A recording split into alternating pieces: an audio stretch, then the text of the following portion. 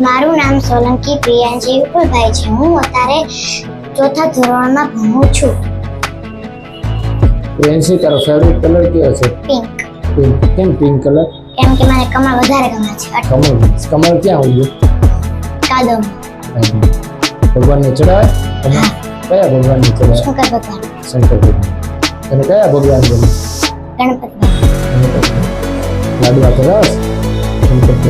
સરસ. નાના મોટા ડ્રોઈંગ સિવાય બીજો પણ શેનો શોખ છે? ભણવાનું. વાહ, શું બન્યું ભણવું? ટીચર.